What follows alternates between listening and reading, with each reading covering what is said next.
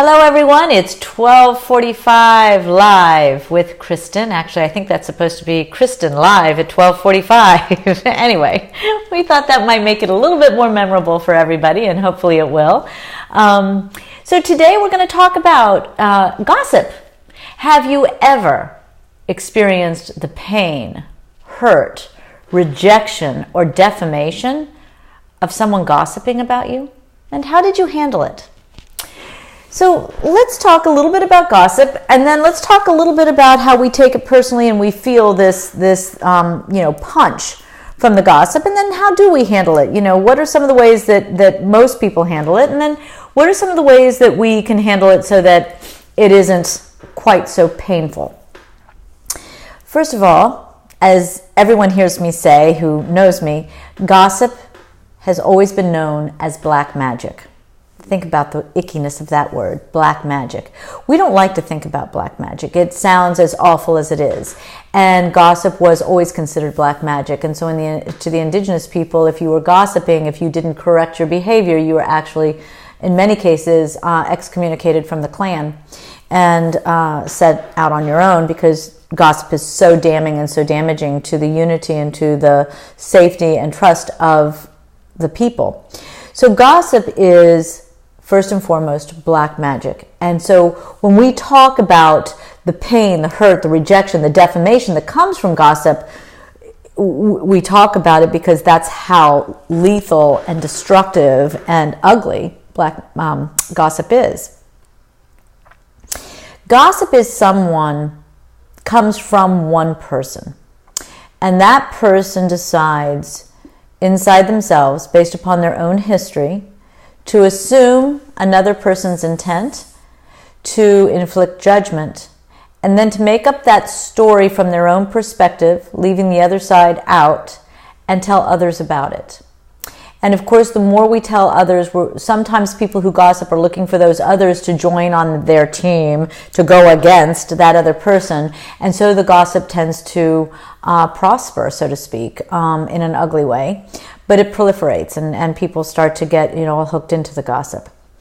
And so the gossip goes from one to another, and it can be exaggerated. It can start to get worse and worse and worse. It can also start to change forms. But gossip is a contagion. Hi, Mickey. Hey, Valentina. Thank you both for joining me today. It's wonderful. And as the gossip grows and it becomes more lethal to the individual who they are speaking of, and that's even more painful for that individual. It becomes very destructive. We've watched gossip lead to suicide, homicide. We've watched gossip lead to people moving away, quitting jobs, really going into a place of hiding, running, whichever. And so as we look at the gossip and its impact, we have to understand two things.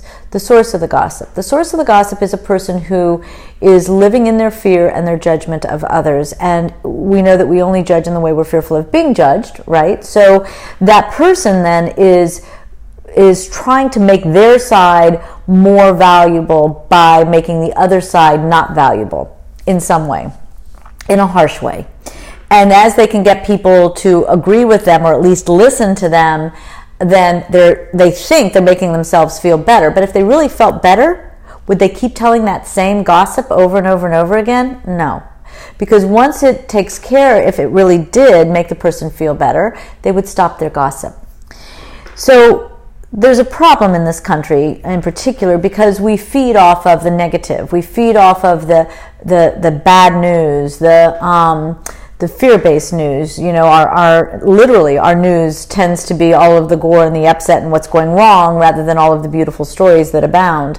We're seeing more and more and more beautiful stories on Facebook, and of course Instagram gives us a wonderful reprieve from all of the harshness that life seems to want to throw our way. But gossip is fed and I'm going to say approved of in a system like that. Not literally, but it is. There's like this hidden approval of gossip when it's in a system where everybody thinks it's okay to tell the dirt on somebody else. And it's not okay. So what happens to the person who everybody is gossiping about. And if that's you, you know exactly what has happened. You have felt the pain. You have felt the rejection, the isolation, the defamation. And inside yourself, you're going, but that's not who I am, and that wasn't my side, and why isn't anybody asking me about me?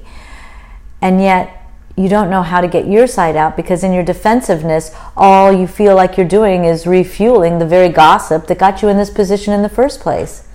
And so the frustration then makes all of that other pain, hey Tina, ugh, hi Tina, it makes all that other pain that you're feeling get worse, right? So now the defensiveness, the feeling like you can't get your voice heard, you can't get out from underneath this gossip, brings in the helplessness and further pain and further loneliness and further isolation from the pain and the rejection and the defamation you've already felt.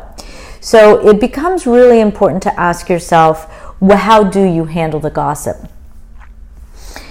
You may try to get people on your side, create a divisiveness, but that doesn't make you feel any better either, because the divisiveness is still there and you still have the gossip. And you hear a lot of people saying, well, it doesn't matter, let them say anything they want, it doesn't have anything to do with you, that's not who you are, blah, blah, blah. Well, okay, they can say that, but that's not helping us on the inside. If you've felt the pain or the rejection of gossip, then you know that inside you there's so much more going on. And in that's where you have to look at how you're going to handle the gossip. So let's imagine you don't like the feeling. It's an awful feeling. And the first question you want to ask yourself is, have you ever fed into somebody's gossip? Have you ever, hey Bentley, have you ever joined in to the gossip that someone has started about someone else? And if so, how did that feel to you? And allow yourself to feel both sides within yourself, because inside ourselves, we always have both voices. We have the voice of the dark and the voice of the light. And so as we listen to those, we know which one we really want to feed. Do we want to feed the gossip? Do we want to feed the pain of the gossip? No, we would rather feed the unity, the harmony, the love, the freedom that we feel when the gossip isn't there. Hi, Ken. So we want to look at that dark and light within ourselves, because we all have both voices, right? And so in hearing both of those voices, we want to then balance. I don't want to be stuck in the gossip. As Valentina says, the aggravation. Yes, we don't want the aggravation of having to think it through. We don't want the aggravation of the people. We don't want the aggravation of the gossip. And that's a mild statement. Honestly, Valentina, I think it's a very mild statement. I think that it's so much more than aggravation that we feel. I think it's a combination of that helplessness and aggravation and frustration that kind of snowballs inside us and makes that gossip feel that much more intense.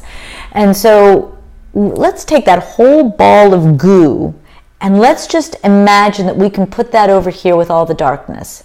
And let's imagine then that we can, then let's imagine that we can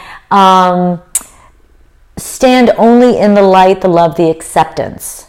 And let's imagine that as we stand in that acceptance, we're accepting of ourselves. And so then we start to take that accepting space, right? That accepting space, and we start to expand it out.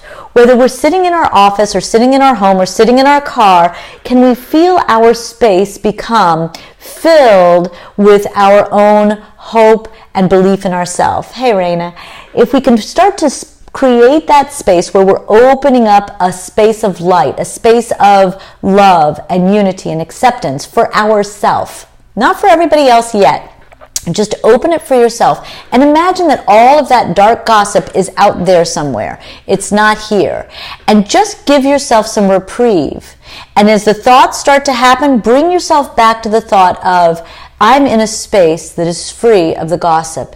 And just imagine it's just drifting further and further away as you stay in the truth and the belief of the good of all that you are.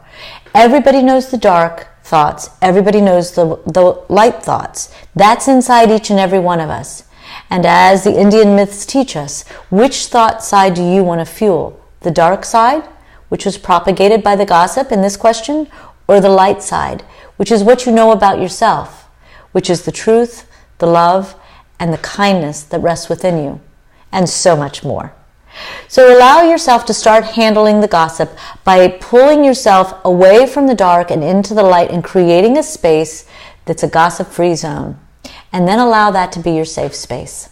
Because remember, it's in the gossip that they are destroying themselves. And for anyone who chooses to listen to gossip and pass it forward, you are a part of that darkness. So for everyone out there who has ever been a part of gossip, please make it a point next time to say, it stops here. People have goodness at the core of all of them. So to all of you, I wish you a wonderful day, and may you reach inside yourself and know that light and that love and that fun, adventurous person that you are, and stay within it, and don't let anyone put out your flame. Believe in you. Thank you. Have a great day. Please remember that on Monday, we will be talking about when you're happy. I will be happy when... answer the question, and it will be on Facebook, so I really want to hear from all of you when you will be happy in your own imagination. And please visit me on YouTube. We have all of the podcasts and the Christianisms there, and we really are excited that we have exceeded 400 subscribers on that station, so please join us there as we continue to grow. I am really excited about Mondays live at 12:45, and I hope to see all of you there. Have a fantastic weekend. Thank you again.